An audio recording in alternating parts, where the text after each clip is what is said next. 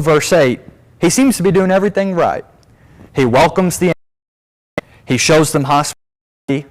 When these evil men come, he says, stop acting so wickedly.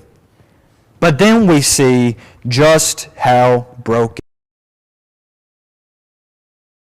Always has a our way of thinking, where to us we would say, no father in their right mind would ever offer such a thing. And yet, how many fathers have? How many fathers do sacrifice their children for their own means and their own gain? It was very common in this time for a father to essentially sell his daughter into prostitution. This is something that God repeatedly condemns in Leviticus and Deuteronomy, and yet it's a common practice in this day. And we find Lot here is so warped by the culture he lives in, by the world he lives in, by his own sinful heart, that his mind is so twisted and he's so far off from the ways of God. So it says in verse 9, the men, but they said, stand back. And they said, this fellow came to sojourn, and he has become the judge. Now we will deal worse with you than with them. Then they pressed hard against the man Lot, and drew near to break the door down. Can you imagine how frightening of a scene this would have been? A mob of angry, vicious, demented men who have one thing and one thing on their mind, and it is not good. And notice the accusation they make against Lot. They say, this fellow came to sojourn. So what are they saying? Saying, he's an outsider. He's not one of us. He's an immigrant. Who is he to tell me what I can and can't do? And that's exactly where they go next, the rest of verse 9. He has become the judge. So we find that even back in biblical times, people still like to say, you can't judge me, right? That's exactly what they say. It says, hey, you're just some outsider. Who are you to tell me what's right and wrong? Does that sound familiar to anything we might hear today? Of course, we hear that message every single day. And the Bible highlights in graphic, shocking detail just how horrific of a world that worldview creates. So, if you don't believe me, there's an entire book called the Book of Judges, and the common refrain in the Book of Judges is, in those days there was no king in Israel, and everyone did what was right in their own eyes. Go read Judges and see what that leads to.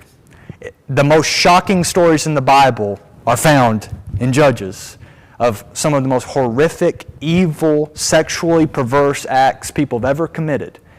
And that worldview ultimately leads us to that place where if we're the judge, we're always going to end up in wicked, wicked situations.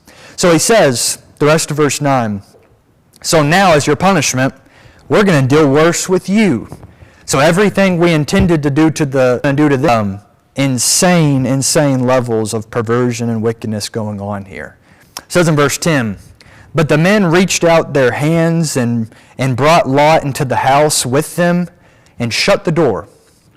And they struck them with blindness, the men who were at the entrance of the house, both small and great, so that they wore themselves out, groping for the door. So these men are so set on evil and wickedness that even when they're struck with blindness, something you think would get your attention, they still have one thing on their mind. When Jesus says, if a man lusts after a woman, it would be better for, if a man is tempted by lust, it would be better for him to cut off his right hand, to remove his right eye. One way we know Jesus does not mean that literally is, can you still lust if you can't see? Oh, you better believe you can. Because not being able to see does not change a wicked heart. And when Jesus says, cut off your hand, gouge out your eye, what he's saying is, go to any lengths necessary to get this sin out of your life.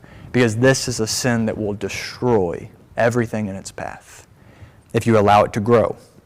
And here we find that even men struck blind, it's not curbing their appetite. It's not stopping their lust.